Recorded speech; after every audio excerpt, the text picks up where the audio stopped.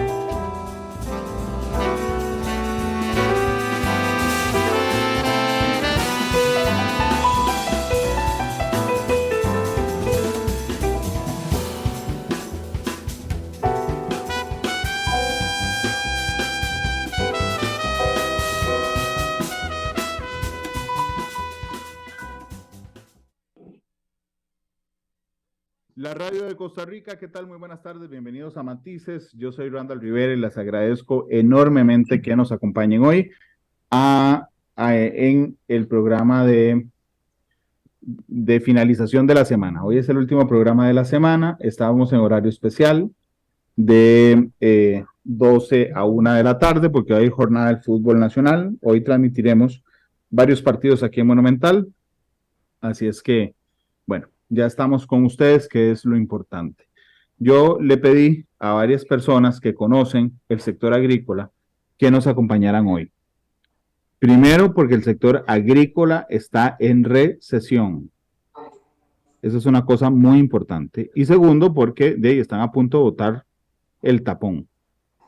Entonces yo le pedí a dos personas que me acompañaran en el programa. El primero de ellos es don Álvaro Sáenz, que es expresidente de la Cámara de Agricultura. Don Álvaro, bienvenido a Matices, ¿cómo le va? Bien, bueno, muchas gracias por invitarnos. Muchas gracias, don Álvaro, por estar con nosotros. Y don José Oviedo, que es productor y representante del movimiento campesino. Don José, ¿cómo le va? Bienvenido, ¿qué tal? Muy bien, usted, don Randall, y muchas gracias por la invitación. Muchas gracias por estar conmigo. Estaba revisando un informe todos los meses que nos manda el Banco Central que se llama el IMAE. Ustedes lo conocen bien, el Índice Mensual de Actividad Económica. Y ahí es donde uno ve el movimiento de los diferentes sectores. Y por eso me animé a decir que el sector agrícola está en recesión, porque ya tenemos, no sé, 9, 10 meses de ver que la actividad económica disminuye respecto al sector agrícola.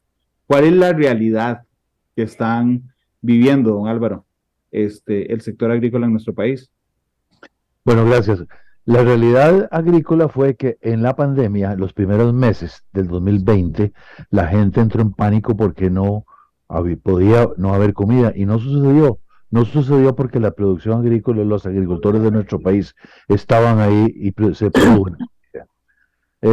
Después de eso, la guerra en Ucrania al año siguiente ocasionó que los fertilizantes y los insumos agrícolas subieran y eso causó la descapitalización del sector porque no se podía sembrar con la misma plata la misma tierra, había que sembrar menos tierra. Cuando se siembra menos tierra hay menos oferta al mercado. Cuando hay menos oferta a los mercados, los precios suben. ¿Y a quién afecta más?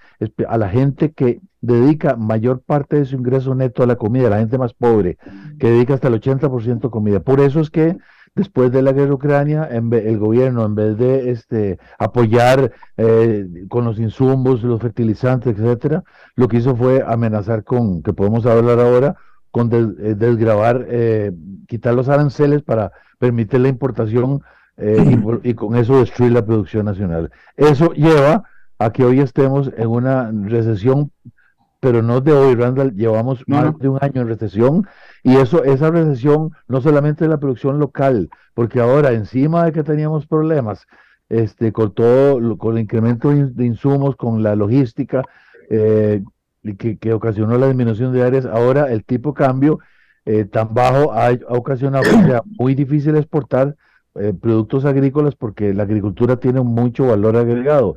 Entonces, y por otro lado, sea muy barato importar comida. Y mucha gente en la comunidad de los hogares, en las ciudades, la gente se preocupa porque la dieta, por estar saludable, pero ignoran que el abastecimiento de comida es sumamente frágil, ¿verdad? Si la producción se quiebra, quedamos en lo que se llamaría un precipicio de posibilidades de suplir comida y recuperar la producción es imposible. Y eso me lleva a la definición nueva, bastante moderna del 97, lo que es soberanía alimentaria. La seguridad alimentaria es producir ah, una parte de lo que nos comemos y exportar el resto. Pero la soberanía alimentaria es un concepto muy interesante, es la capacidad de producir en momentos de crisis nuestra canasta básica. Y además la interacción inmensa que hay entre en la producción agrícola, entre la parte económica, la parte social, la parte laboral y la parte ambiental, especialmente en la zona rural. Por eso es que nosotros decimos que la agricultura, junto con la seguridad social, la caja de seguro social y la educación, que son legados de nuestros antepasados, que se descansa de miles de hombres y mujeres en el país, son bases de la democracia económica y la movilidad social del país, que nos ha hecho una sociedad más igualitaria. 500.000 costarricenses trabajamos todos los días en agricultura, sembrando 550.000 hectáreas y más de 1.200.000 hectáreas de pastoreo, de leche, carne, perdón, de ganado de carne y de leche. 93.000 explotaciones agropecuarias, un 12%, 13% del PIB ampliado agropecuario, junto con la producción primaria y secundaria. Y ahora el problema es que estamos perdiendo hasta el gallo pinto, porque hasta el gallo pinto que estamos comiendo hoy hay que comprarlo en el exterior. Ahora quieren importar, bueno, quieren no, con la llamada ruta del arroz, están despedazando la producción arrocera y ya lo hicieron con la frijolera. Y ahora podemos conversar qué implica eso para Alianza Pacífico, todo esto que estamos conversando. Gracias. Bueno, de hecho, estaba viendo unos números que nos compartió Gerardo Corrales, el economista, que es analista también de nuestro programa. Si yo agarro como base 100 el 2019, es decir, el año prepandemia, el sector agricultura es el único que se ha mantenido bajando todo el resto de años. Es decir, en 2020, si yo agarro 100, insisto, agricultura 2019, 2020 99.9, 2021 99.8, 2022 98.6, es decir, no para de bajar. Todos los otros sectores, porque claro que hubo problemas en la industria definitiva, por ejemplo, pero este año se recuperó. En la construcción privada, el 2021 fue más alto, pero este año estamos por encima del nivel prepandemia. Hoteles y restaurantes están por encima del año pasado. La industria de zonas francas está encimísima de todo el periodo. El único que se mantiene así, recto hacia abajo, don Álvaro, es el sector agricultura. Porque sufrió esa tormenta perfecta que le digo. Salimos de pandemia, uno de los sectores que no cayó en pandemia, por cierto, no cayó, pero salimos de pandemia y la gente olvidó la importancia de la comida. Y entramos a un escenario político donde se piensa que hay que importar todo lo que comemos, no importa. Ya quitaron el arancel del arroz. Vea el ejemplo, en ningún país del mundo, y los aranceles son muy importantes para defender a la producción nacional, ¿verdad? Al consumidor nacional, porque sin aranceles no hay producción, porque lo que defendemos en la producción, los aranceles lo que defienden es la capacidad del país de lidiar con los subsidios y los apoyos de otros países y también de precios de frontera, de excedentes. Que son puntuales, ¿verdad? Hoy están, mañana no están. Si despedazamos la producción, quitamos los aranceles, ya no hay producción. Recuperarla es imposible.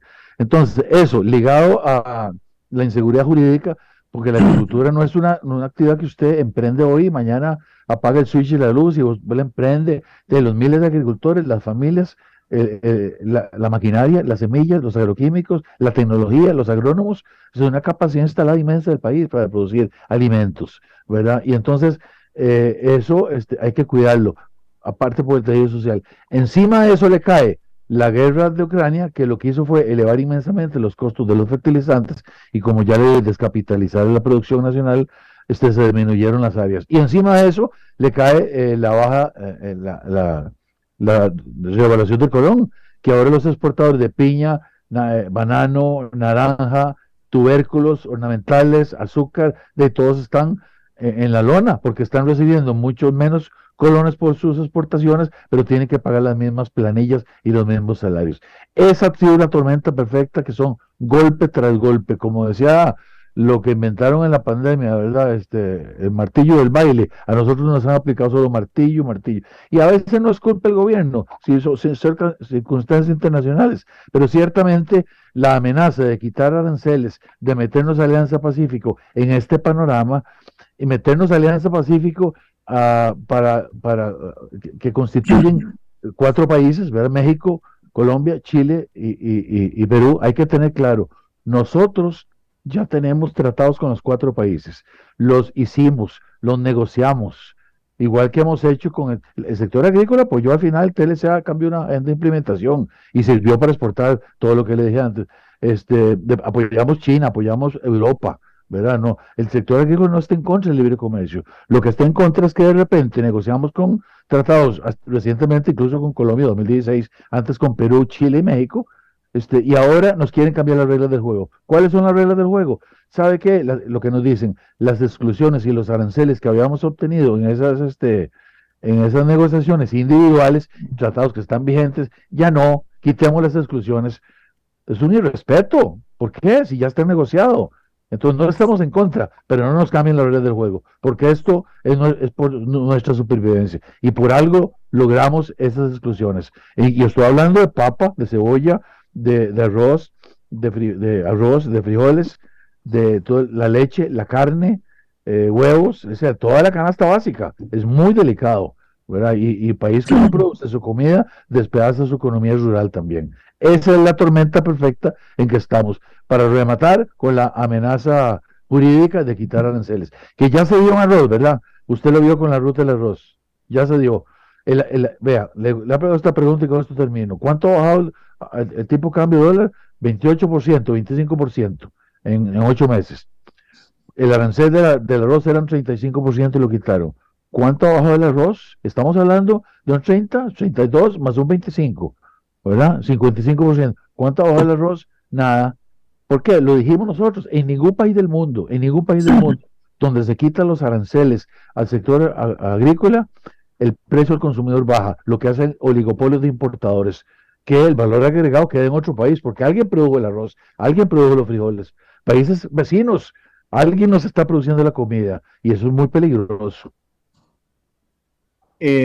Don José, que les contaba que es productor y representante del movimiento campesino. Cuénteme en lo vivencial, para entender todos, ¿qué diferencia hay entre lo que vivía un productor en 2018, incluso en enero, febrero y marzo de 2019, a lo que vive hoy, don José? Con mucho gusto. Antes de contestarle su pregunta, yo quiero también aportar a lo que estaba diciendo don Álvaro. Adelante, por favor. Yo tengo la oportunidad de ser un dirigente también a nivel internacional. Sí, señor. Entonces, lo que yo quiero aportar en estos momentos es que mientras a nosotros nos han maltratado, atropellado, que nos han llevado a la tormenta, al tsunami, en otros países la situación es diferente. Ahora en junio tuve la oportunidad de estar en Suiza y estuve la oportunidad en ese momento se estaba discutiendo en la OMC un tratado de libre comercio entre India y los Estados Unidos. Y el gobierno, después de tener muchos agricultores y muchas agricultoras en la calle, desistió de firmar un tratado de libre comercio. Simplemente cuando yo hice la pregunta, el por qué, me dijeron, es que nos van a abrir para la importación de maíz el 5% y nosotros somos autosuficientes, autosoberanos en la producción de maíz. Y con esto quiero decir que en mi país, mientras en los demás países de afuera, y puedo hablar de los países que componen la Alianza del Pacífico, tienen otras ayudas diferentes, a nosotros más bien se nos han ido poniendo a través del tiempo muchas cargas. Y la última carga que nos pusieron fue que cuando se aprueba la ley de fortalecimiento de las finanzas públicas, en lugar de ayudarnos con extensión agrícola, con crédito, con mercado justo, lo que hicieron fue que nos gravaron con impuestos. Y yo quiero señalar que ese impuesto del 1% en la canasta básica tributaria, eso no es real. Y aquí es donde yo aprovecho para ir contestando su pregunta. ¿Por qué no es real? Porque a nosotros nos grabaron la cadena de producción. Entonces, hay muchos elementos de la cadena de producción que no tenemos la forma de pagar el 1%, tenemos que pagar el 13%. Y cuando viene lo de la pandemia y post-pandemia, lo que sucede es que nos desnudan como sector productivo. Y es cuando don Álvaro, en verdad con mucho conocimiento, dice que nosotros no tenemos circulante para producir.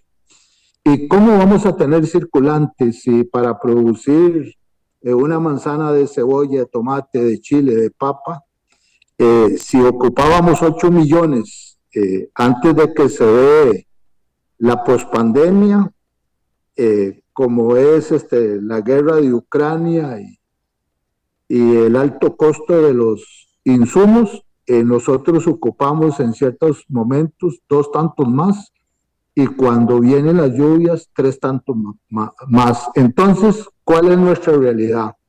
Nuestra realidad es que muchos productores y productoras han reducido las áreas de siembra, otros lo están abandonando. Por ejemplo, conozco mucha gente de la zona de Los Santos que tenían una manzana de café, 2 manzanas de café, que lo han cortado porque el precio del café no les da para pagar la contabilidad y para estar pagando impuestos. Entonces han decidido cortarlos.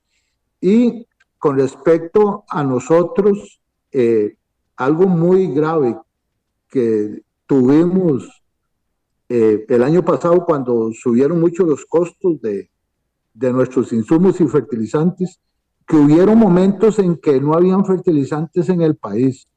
Y entonces nosotros estuvimos muy de cerca con los representantes del Ministerio de Agricultura. Y lo que nos decía el señor ministro en ese entonces, don Renato Alvarado, bueno, en estos momentos la amenaza que tenemos es que para Costa Rica, como es una economía tan pequeña, un barco no tiene ni interés de pasar por nuestros puertos. Entonces, ya vivimos algo real, de que en ciertos momentos con la crisis del transporte y todas esas cosas que sabemos, habían barcos que no estaban valorando pasar por nuestros puertos. Entonces también aquí yo quiero aprovechar que nuestra vivencia es, primero, que nosotros tenemos un sentimiento, una cultura de producir. Otros y otras producen en unas zonas, yo tengo la oportunidad de producir muy cerca de la capital, pero hay zonas que lo único que tienen como forma de vivir es las zonas más rurales, me estoy refiriendo, es dedicarse al campo, no hay otra forma de empleo. Por lo tanto, es preocupante en estos momentos la situación agropecuaria Y esto ya se empieza a ver, y repito, apenas se empieza a ver en los altos precios de la canasta básica en ciertos momentos. Claro, don José, nada más, perdón, para que nos quede claro lo que nos comentó sobre la canasta básica tributaria. Cuando yo tengo, no sé, vendo estas tazas, ok, entonces yo vendo estas tazas, ok, y entonces yo para poder hacer la taza, al que le compro el aluminio para hacerla, el molde, tal cosa, voy pagándole el 13% de impuesto, ok. Y cuando yo vendo esta tasa, cobro el 13% de impuesto. Entonces, a la hora de establecer mis gastos y mi utilidad y mi contabilidad, yo digo, bueno, le pagué a don Álvaro que me vendió que me vendió el aluminio 20 colones por IVA, le pagué a don José que me dio el molde 20 colones por IVA, y yo cobré 40 cuando lo vendí, con eso mato, y digo, listo, yo nada más recaudé, y no perdí los 20 que le pagué a usted ni los 20 que le pagué a don Álvaro, y los recuperé cuando lo vendí.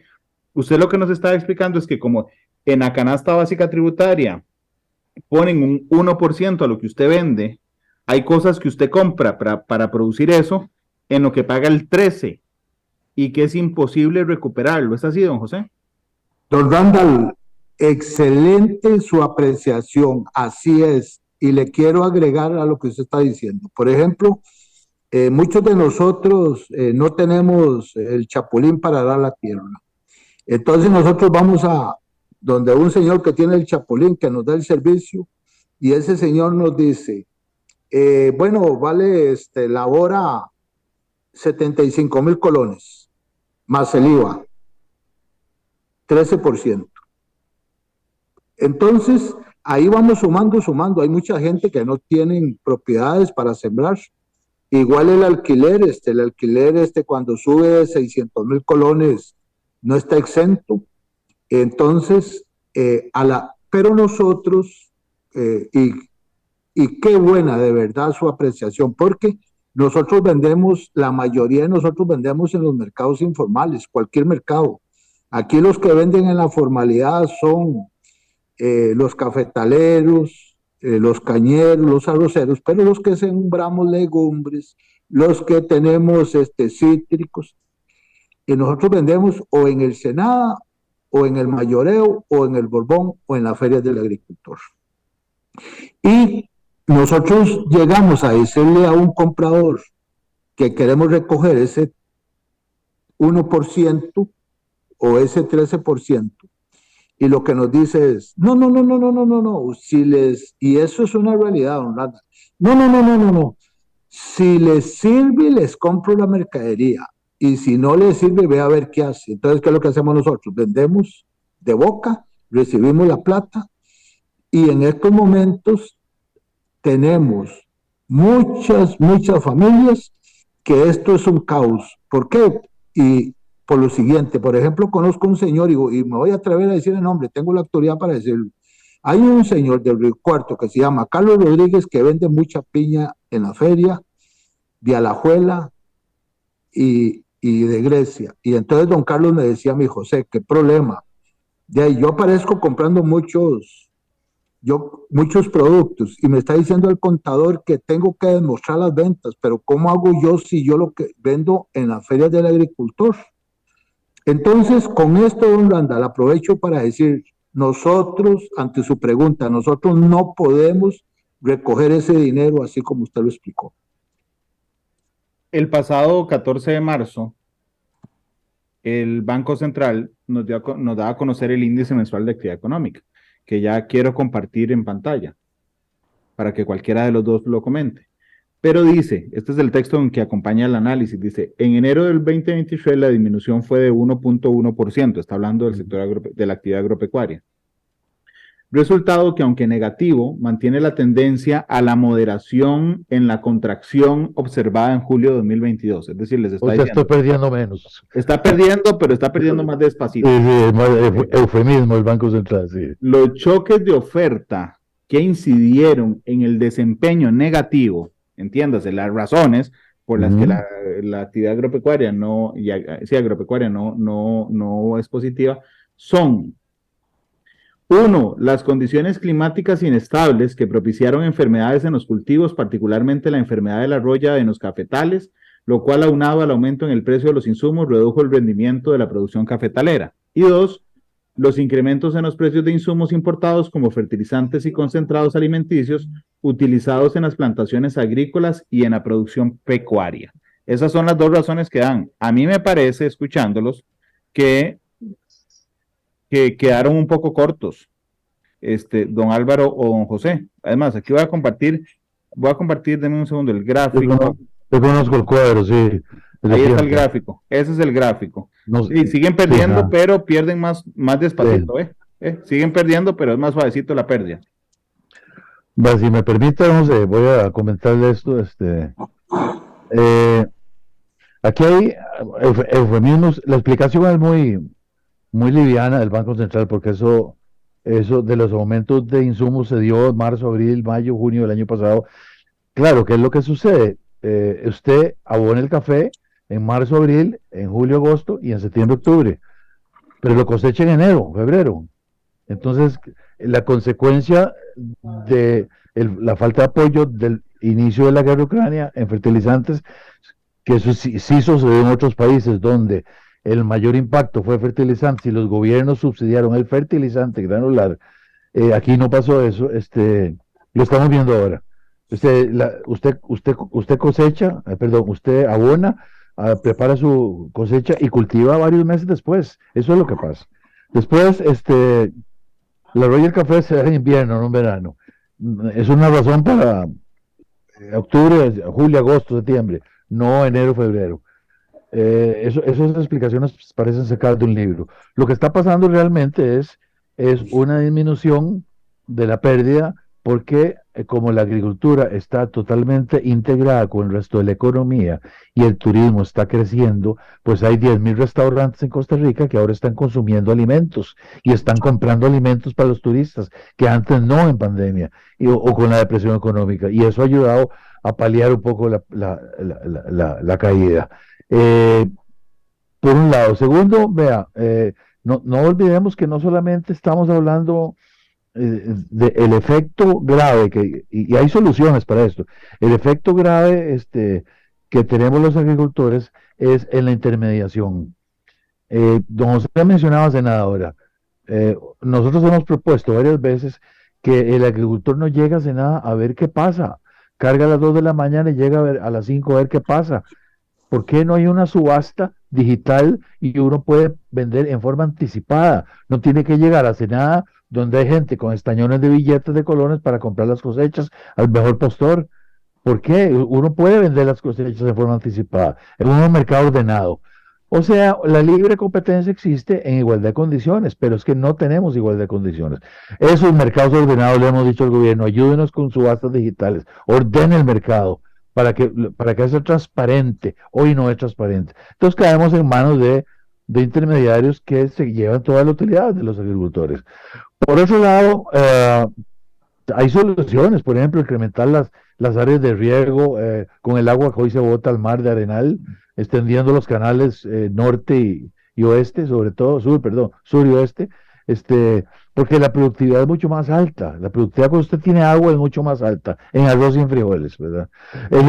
Otra cosa, antier estuve en una reunión con la gente del Parque Marino, que está en alianza con la Universidad Nacional y ayudado por el Sistema Banca de Desarrollo, que está haciendo un gran trabajo en eso, pero resulta que les falta el impulso del INA, y el INA no colabora con esto. Pero ¿por qué digo esto? Porque la maricultura tiene un potencial explosivo en este país, inmenso, inmenso. Cultivar pargo rojo, por ejemplo, camarones, tenemos una zona de explotación, ¿cómo se llama?, económica inmensa en el Pacífico, que es donde hay mayor cantidad. Y tenemos el domo térmico, que es una región del océano que es parte acá dentro del área protegida de Costa Rica, la zona exclusiva marítima de Costa Rica, que solo hay 3 domos térmicos en el mundo y uno nos tocó enfrente de Guanacaste hacia el oeste. Bueno, ahí hay una riqueza marina inmensa. Bueno, todo eso se puede hacer. Pero bueno, es que en vez de estar quitando aranceles y viendo a ver cómo no hacen más transparente la producción y no meten Alianza Pacífico para quitarnos la capacidad de absorber inversión extranjera directa, entonces resulta que lo que crece en Costa Rica, coincidencia, es lo que no paga impuestos, ¿verdad? Zona franca, que es una actividad deseable, pero no es suficiente para el país, ¿verdad? El otro día viendo la queja que hay con los automóviles eléctricos, Randall, muy interesante, porque dice que el MEIC hace estudios como le quitaron los impuestos por 3 años a los automóviles eléctricos, de márgenes de intermediación. Bueno, ya no me voy a meter en cuánto deben ganar o no, pero yo digo, ¿y por qué si le quitaron los aranceles a los frijoles y el arroz, el MEIC no hace márgenes, estudio y los publica? Márgenes, ¿cuánto se gana el intermediario que importa el frijol y el arroz? ¿Por qué no lo publica? ¿Ah? Pues para que la gente vea, yo la conozco, las ganancias son inmensas. Bueno, ¿por qué? Porque la producción nacional es muy importante por todo eso. Hay cosas que se pueden hacer, pero esa es la razón por la cual el IMAGRO sigue deprimido. El IMAGRO es el índice mensual de actividad económica agropecuaria, ¿verdad? Es la derivada del IMAE. Esa es la razón por la cual sigue cayendo y no, digamos, no levanta, ¿verdad? Unido a lo que le mencioné antes de la revaluación del colón, que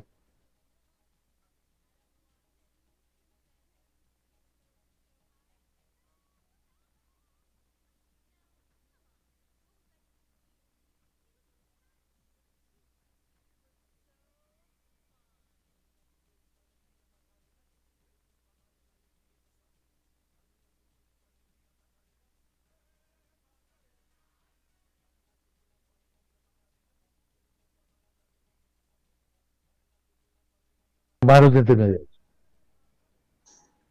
Y quedamos en manos de importar la comida de nuestra Don, canasta básica de fuera. Gracias. don Álvaro, perdón que lo interrumpí porque es que tuve yo un corte de internet. Entonces se me fue los últimos segundos. Pero entonces usted sí me da la razón en una cosa, en que el Banco Central, curiosamente, en su análisis de por qué cae, no toca el tema del tipo de cambio para nada, ¿verdad? Si lo No notó. Correcto, no toma en cuenta que la exportación agrícola es una parte muy importante de la producción agropecuaria. La producción agrícola solo tiene tres destinos, ¿verdad? O sea, o nos la comemos, o la exportamos en fresco, o la industrializamos. ¿Qué es industrializar? La palma aceitera, ¿verdad? La palma se produce un fruto y ahí se extrae el aceite. El azúcar, caña de azúcar se tiene que industrializar. La leche, la naranja, aquí no exportamos naranja, exportamos jugo, solo para darle algunos, bueno, el café, ¿verdad? Que hay que procesarlo. Todo eso es agroindustria, pero todo eso requiere tiempo largo. Sí, eso ahí lo está afectando mucho el tipo de cambio. Y Claro. esas explicaciones que usted me leyó de ahí son muy, muy, muy vagas, muy, muy ligeras, muy superficiales y denota poco conocimiento realmente de la acumulación de factores que se ha dado a través de 2 años y que esto no es fácil levantarlo, ¿verdad? Esa es otra cosa, no es como cambiamos y ya levantémoslo, cuesta mucho levantar la producción, por eso hay que cuidarla. Una vez que usted destruye la producción, destruye el tejido social del país. Costa Rica no tendría turismo si no hubiera habido durante 50 años nuestros antepasados la visión de promover políticas públicas de largo plazo, como la salud, como la educación y como el desarrollo rural agropecuario. Don José, ¿y a usted qué le parecen estos números y esa explicación? Aquí tengo exactamente ese estudio y aquí tengo una filmina donde dice que la industria en zonas francas creció un 24.3%. Y a mí me alegra eso, pero también yo me pregunto, ¿cuánto podríamos crecer nosotros en el déficit? Perdón, ¿cuánto podríamos crecer nosotros en la aportación a la economía y bajar el déficit fiscal? Y estoy hablando del sector productivo nacional. Si tuviéramos las mismas ventajas que tienen las zonas francas. A mí me tocó hacer un estudio hace unos años para la FAO, aquí en Costa Rica, y me sorprendí y y yo apoyo lo que voy a decir, pero me sorprendí cuando me di cuenta, tenía que escoger un territorio y escogí Santana, que hay unas empresas que trabajan bajo este sistema de zonas francas. Entonces me sorprendí cuando me di cuenta que tienen diferencias para pagar la luz, o sea, la electricidad, para pagar el agua, para pagar bienes inmuebles, por no decir que prácticamente no se les cobran bienes inmuebles, prácticamente no se les cobra casi nada.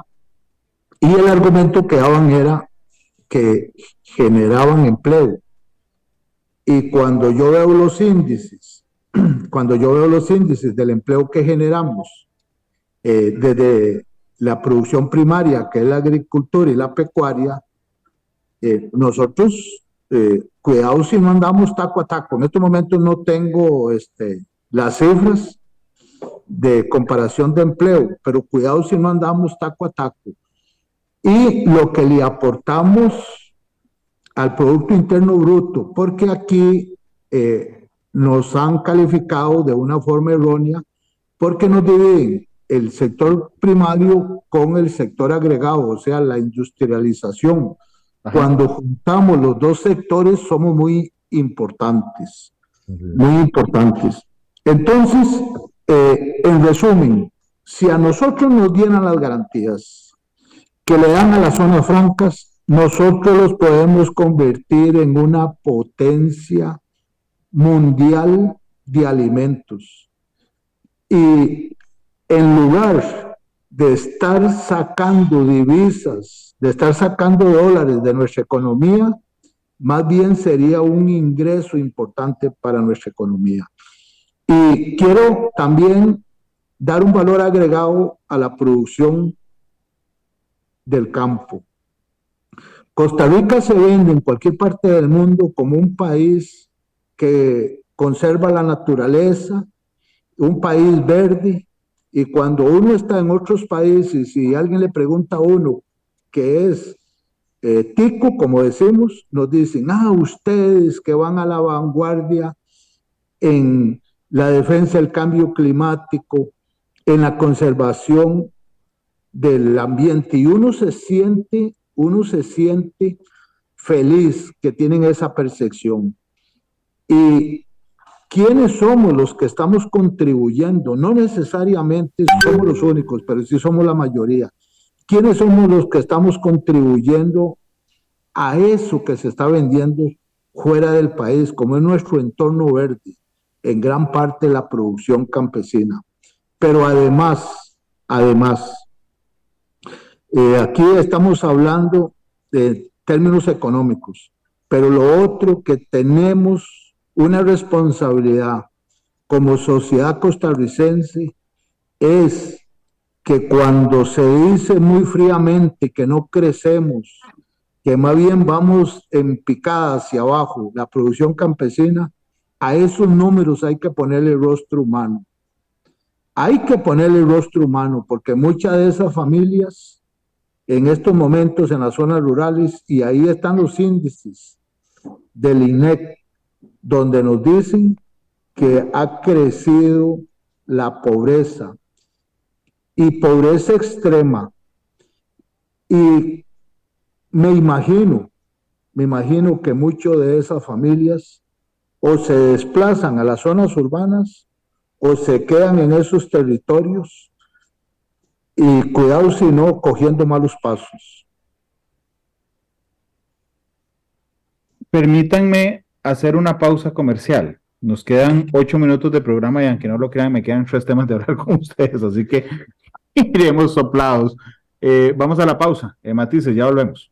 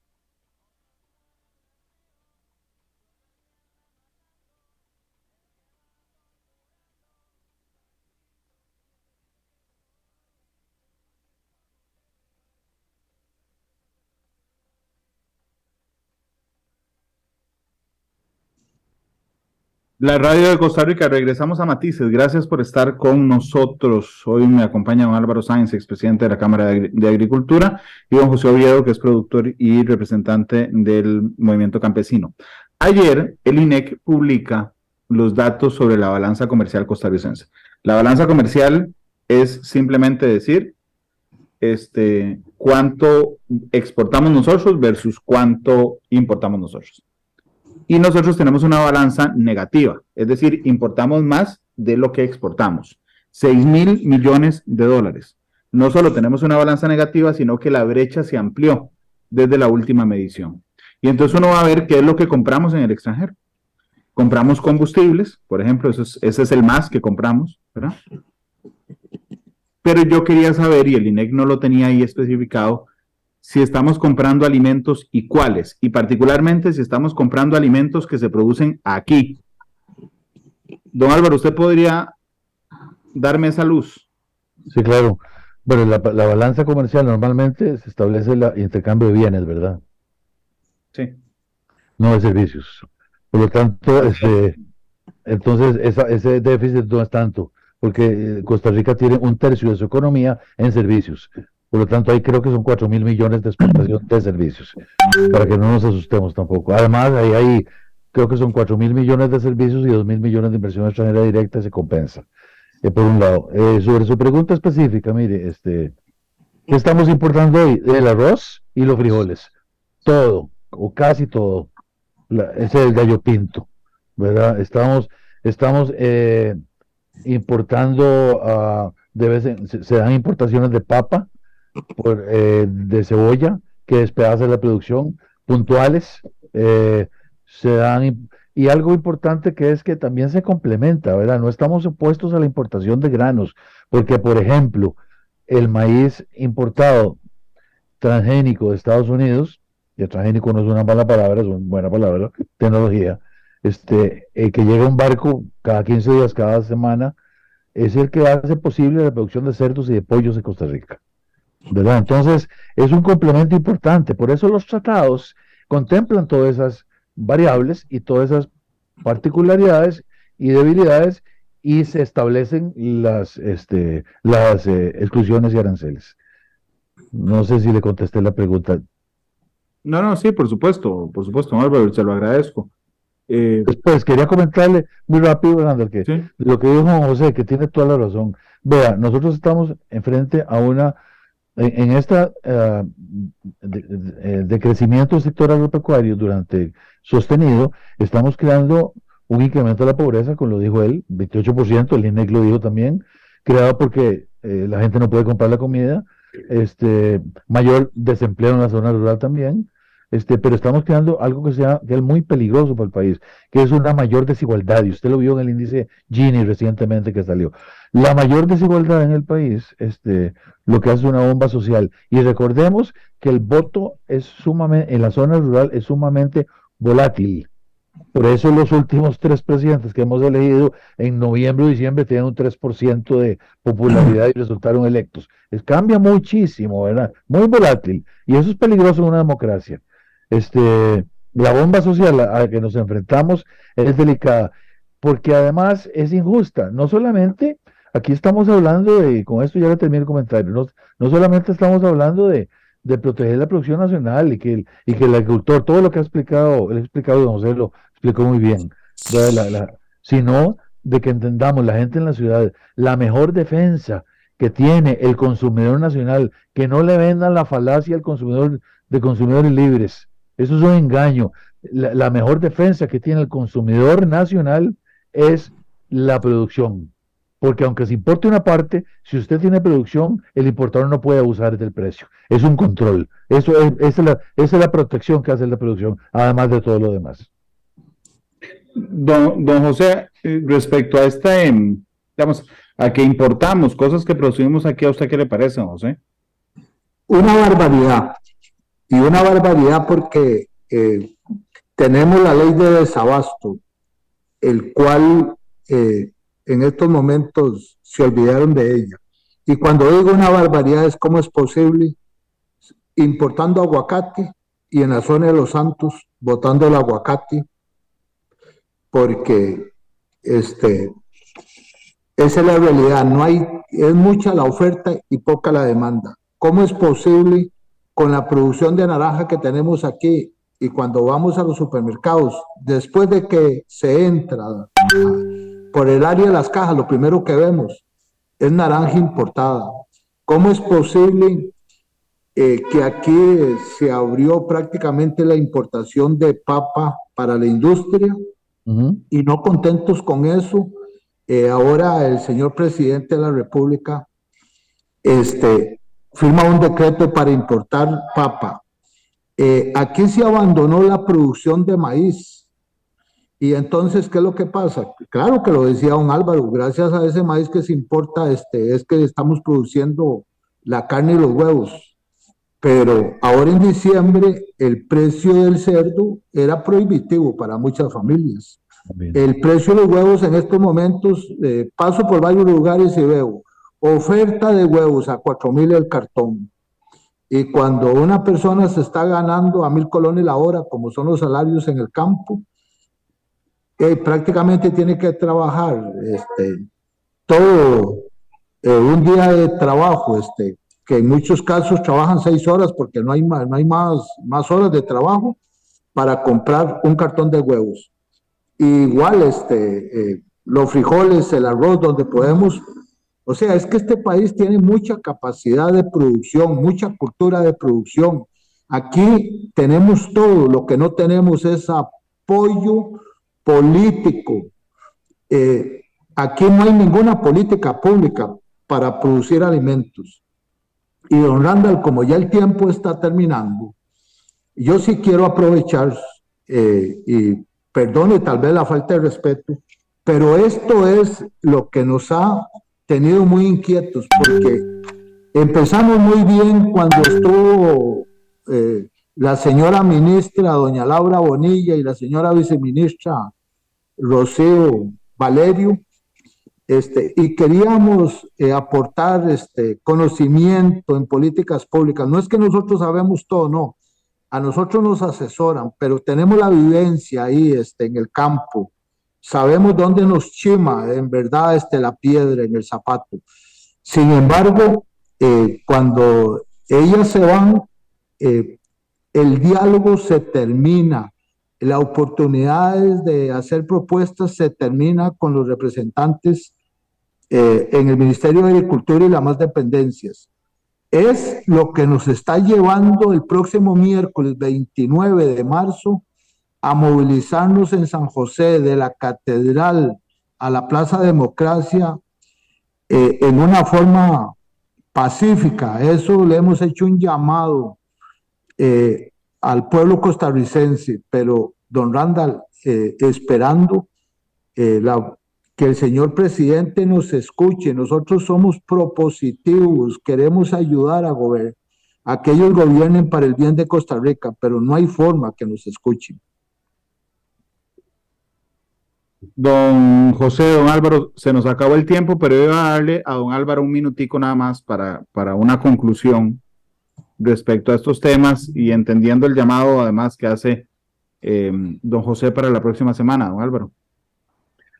Bueno, muchas gracias. La producción agropecuaria es sumamente importante para el país, no solamente porque le da trabajo a la gente en la zona rural, donde hay menos ingresos, menos oportunidades, sino porque está completamente integrada con todas las actividades económicas del país. Pero también defiende al consumidor nacional. Costa Rica tiene condiciones para producir, condiciones agroecológicas para producir muchos alimentos, toda la canasta básica, pero no podemos estar en un vaivén de que mañana los quitan un arancel y que mañana negociamos un tratado y nos dejan desprotegidos. Países como Nueva Zelanda protegen su producción lechera. Nueva Zelanda quiso entrar a la Alianza Pacífico. México dijo que no. ¿Por qué? Para proteger la producción lechera de México. Los países protegen su producción agrícola porque es estratégica. La comida es perecedera y es estratégica. Por eso hay que cuidar social completa del país. No simplemente es importemos toda la comida y si es más barato fuera, traigámoslo. Eso destruye nuestra forma de vida y además es muy peligroso porque la interconexión entre todos es valiosísima y el bienestar tiene que estar en todo lado. Un país que no crece en forma igualitaria, con igualdad no de riqueza, sino de oportunidades, como les da la Caja de Seguro Social, como les da la educación pública y como les da la posibilidad de poder producir comida en paz para alimentar a los costarricenses a través de la agricultura y la producción lechera y cárnica, no es un país que tenga un futuro. La desigualdad ha matado las sociedades. Esperemos que la de nosotros, no sea el caso. Muchas gracias por la oportunidad. Gracias, don Álvaro. Gracias, don José. Yo siempre le pido al invitado o invitados que escojan una canción para cerrar. ¿Me pueden decir con qué canción les gustaría cerrar el programa de hoy? Don José, usted diga. Dame la mano, hermano, de los Guaraos. Dame la mano, hermano, ¿de quién? De los Guaraos. Guarados, así será entonces. Los Guarados despedirán Matices hoy. Don José, muchas gracias. Don Álvaro, muchas gracias. Gracias, don Ronald, muchas gracias a usted. Que esté muy bien. José. Feliz Adiós, tardes a ambos. Hasta luego. Gracias. Todas las perspectivas, cada punto de vista. Exploramos la realidad y cada uno de sus tonos. Esto fue Matices por Radio Monumental.